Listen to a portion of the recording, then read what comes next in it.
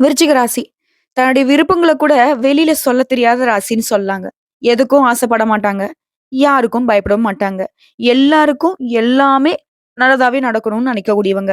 தெய்வத்துக்கிட்ட வேண்டுனா கூட தனக்கு என்னன்னு வேண்ட தெரியாதவங்க. சூதுவாது தெரியாதவங்க. சூழ்ச்சிக்கு பலியாகக்கூடியவங்க. விருச்சிக ராசிய பத்தி சொல்லணும்னா, இவங்களால மத்தவங்களுக்கு ஒரு நாளும் துன்பம் நேராது. ஆனா, மத்தவங்க ஈஸியா இவங்கள புடிச்சு அவங்களுடைய பிரச்சனைக்கு உள்ள போட்டு வறுத்து, வாட்டி எடுத்துருவாங்க.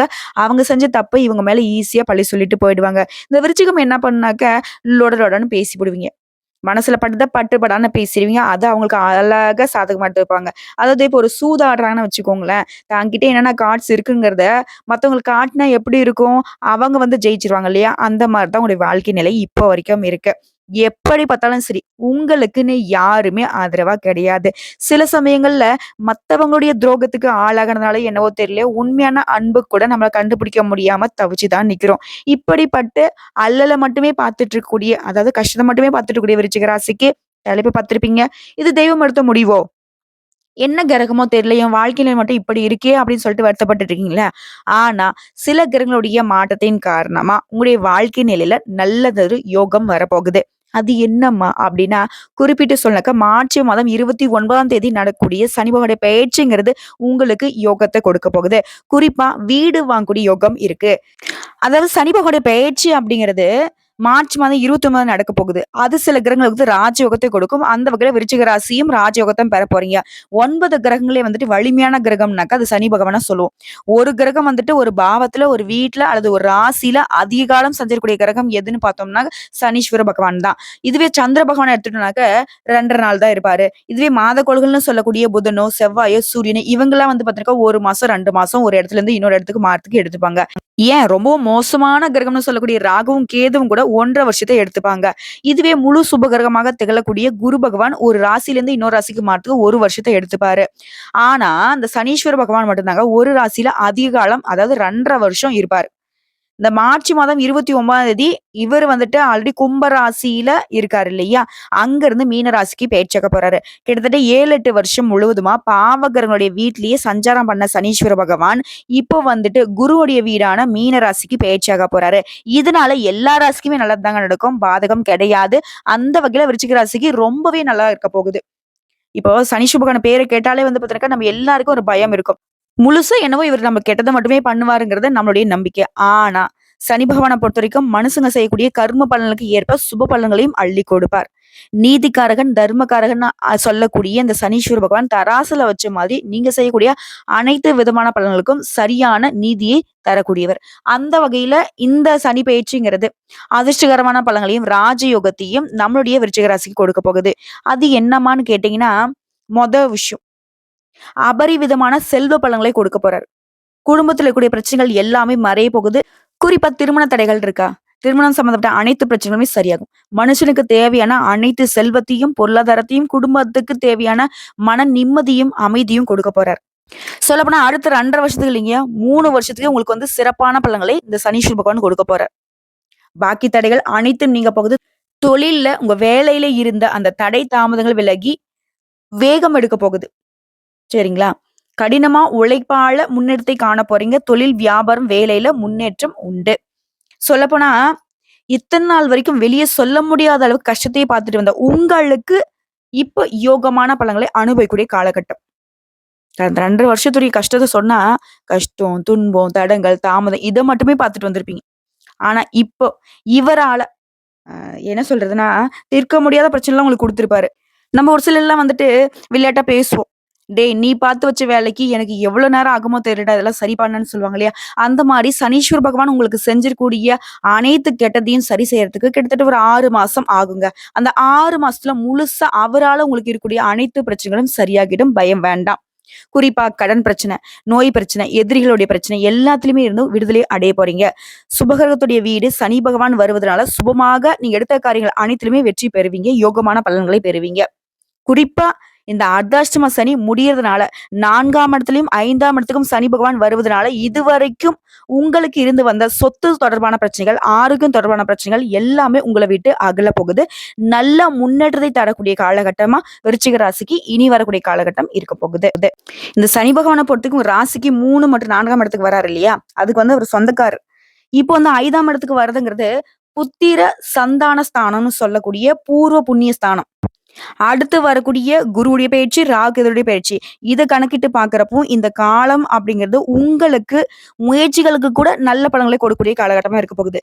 முடங்காத முயற்சிகள், முழுமையான செயல்பாடுகள் இத மட்டும் இருந்தா சரி. அதாவது தொடர்ந்து முயற்சி பண்றதும், அதுல முழுசா ஈடுபாடு இருக்கிறதும், இத மட்டும் ஃபாலோ பண்ணா எல்லா விதங்களையும் ஏற்றமும், மாற்றமும் நிச்சயம். இதுவும் அலுவலக பணிகள்ல வேலை பார்த்துட்டு இருக்கீங்க அப்படின்னா, அரசாங்கத்துறையோ, தனியார் துறையோ, ஆண்களோ, பெண்களோ உங்களுக்கு எல்லா விதங்களுமே உயர்வு உண்டு. எந்த சமயத்திலுமே துணிவையும், பணிவையும் மட்டும் கைவிட்டுடாதீங்க. அது உங்களுக்கு ரொம்ப நல்லது. அதே மாரி எதிர்பார்த்த இடமாற்றம், பதவி உயர்வு கிடைக்கும். ஒரு திறமைகள் உணரப்பட்டு நிச்சயம் எல்லா விதங்களிலுமே நீங்க நினைத்த காரியங்கள் கைகூடி வரும். வீட்லயும் நிம்மதி நிலவத் தொடங்கும். தம்பதிகளுக்கிடையே பரஸ்பரம் இருக்கும்.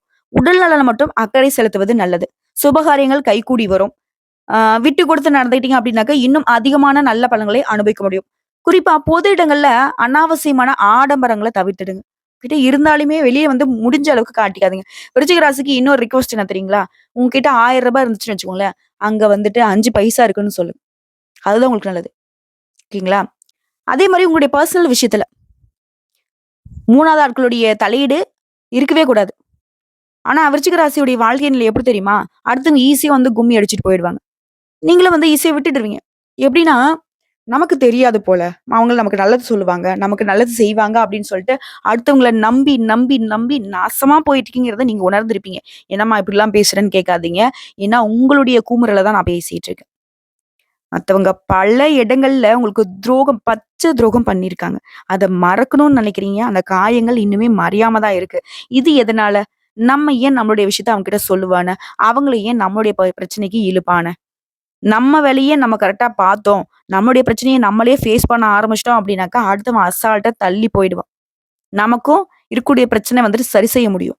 ஆனா, நம்ம இருக்கக்கூடிய பிரச்சனைய மத்தவங்ககிட்ட சொல்றப்போ, அவங்க இன்னும் கொஞ்சம் அதிகமான பிரச்சனைய கொண்டு வந்து நம்மள வந்து அவதிப்பட வைக்கிறாங்களே தவிர்த்து, கொஞ்சம் கூட கருணை பார்க்க மாட்டாங்க.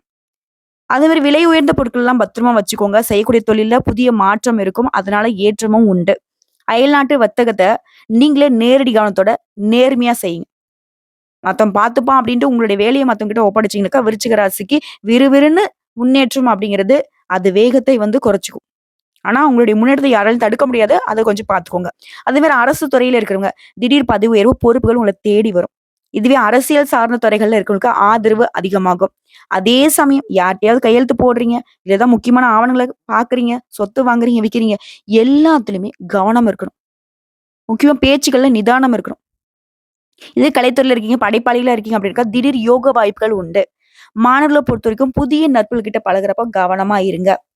அதே மாரி வாகன பயணத்துல கவனம் சிதறல் இல்லாம பார்த்துக்கோங்க. உடல் ஆரோக்கியத்த பொறுத்தவரைக்கும் கட்டாயம் கவனம் தேவை. இந்த ரத்த அழுத்தம், பரம்பரை நோய் இந்த மாதிரியான பிரச்சனைகள் வரதுக்கு வாய்ப்பு இருக்கு. பெண்கள பொறுத்தவரைக்கும் ஹார்மோன் சம்மந்தப்பட்ட பிரச்சனைகள் வரதுக்கு வாய்ப்பு இருக்கு. ஸோ ஆரோக்கியத்துல கவனம் இருக்கட்டும். உங்கள பொறுத்தவரைக்கும் நல்லா தான் இருக்கு. இருந்தாலும் விருச்சிக ராசிக்கு ரொம்ப தோதான தெய்வம்னு பார்த்தோம்னாக்க, முருகப்பெருமானுடைய வழிபாடு முழுக்க முழுக்க முன்னேற்றத்தை கொடுக்கும். வேலுண்டு வினையில்லை, மயிலுண்டு பயமில்லை. கந்த கடவுள் இருக்க, கருணை மூர்த்தி இருக்க விருச்சிக ராசிக்கு வினை அப்படிங்கிறது ஒண்ணு வரவே வராது. சரிங்களா? ரொம்ப நல்லா இருப்பீங்க. டெய்லியுமே முருகா முருகான்னு சொல்லிக்கிட்டே இருங்க. அதே மாரி உங்களால முடிஞ்ச அளவுக்கு ஒரு முறையாவது வைத்தீஸ்வரன் கோயிலுக்கு போயிட்டு வணங்கி வருவது விசேஷமான நன்மைகளை உங்களுக்கு ஏற்படுத்தும். நிலைத்த செல்வம், நிலையான சந்தோஷம். இது கிடைக்கணும்னாக்கா விருச்சிக ராசி அடிக்கடி பழனி போயிட்டு வாங்க. அந்த தண்டாயுதபாணிய போய் பார்த்துட்டு வாங்க. படியேறி போகிறப்போ உங்களுடைய முன்னேற்றமும் படிப்படியா உயர்ந்துகிட்டே போகும். ஒரு மாரி மனசு இருக்குப்பா. எங்கேயாச்சும் போனா தேவலன்னு தோணுதா? ஊர் சுத்தலாம் போகாதீங்க. நேரா அந்த பழனி தண்டாயுதபாணி கிட்ட போயிட்டு ஒரு அட்டெண்டன்ஸ போட்டு வந்துருங்க. அங்க போயிட்டு வந்தாலே விருச்சிக ராசிக்கு ஏற்றம் தான். முன்னேற்றம் தான். என்ன கஷ்டகாலமாக இருந்தாலும் சரிங்க, உங்கள கை தூக்கி விடுவார். நல்லதே நடக்கும். சனீஸ்வர பகவான பொறுத்தவரைக்கும், இத்தன நாளா பட்ட கஷ்டங்களுக்கு அவரே ஒரு மாற்றத்தை கொடுத்துட்டாரு. இனி உங்களுக்கு எந்த ஒரு கஷ்ட காலமும் நெருங்காது. அதாவது சனி கொடுக்க யார் தடுப்பார்? இத்தன நாளா கஷ்டத்த கொடுத்தாரு. இனி உங்களுக்கு எல்லாத்தையுமே அதிர்ஷ்டத்த குடுக்குறேன்னு முடிவு பண்ணிட்டாரு. வரக்கூடிய வாய்ப்ப மட்டும் கரெக்ட்டா பயன்படுத்துங்க. மத்தவங்க கிட்ட எச்சரிக்கையா இருங்க. நீங்க உண்டு, உங்க வேலை உண்டு. நிதானம் உண்டு, கவனம் உண்டு. இத மட்டும் உங்கள தாரக மந்திரமா எடுத்துக்கிட்டு விருச்சிக ராசி செயல்பட்டீங்க அப்டின்னா, உங்கள அடிச்சுக்கிறதுக்கு ஆட்களே கிடையாது. ஏன் அந்த தெய்வமே நெனச்சாலும் சரி, இனி உங்கள வீழ்த்த முடியாது. வாழ்த்துக்கள். நல்லா இருக்க போறீங்க. ரொம்ப நல்லா இருக்க போறீங்க. கடவுள் துணைங்கிறத மட்டும் ஒரு நாளும் விருச்சிகம் மறந்துறக்கூடாது. அதே மாரி நமக்கு எல்லாம் தெரியுங்கிறதையும் விட்டுடுங்க. நம்மளால முடியும் அப்படிங்கிற அந்த பேச்சுக்கும் இடம் வேணாம். உங்களுக்கு என்ன வேணா தெரியட்டுங்க. முடிஞ்ச அளவுக்கு வெளியில வந்து எதுவுமே தெரியாத மாரியே நடிங்க. தப்பே கிடையாது. நான் முன்னாடி சொன்னது தான். ரூ. 1000 இருக்கா? 5 பைசா கூட இல்லன்னு கூட சாதிங்க. ஏன்னா விருச்சிகத்த பொறுத்தவரைக்கும் தாங்கிட்ட இருக்கிறத மறைத்தால் மட்டும் தான் உயர்வு நிச்சயம். புரியுதுங்களா? வாழ்க வளமுடன்.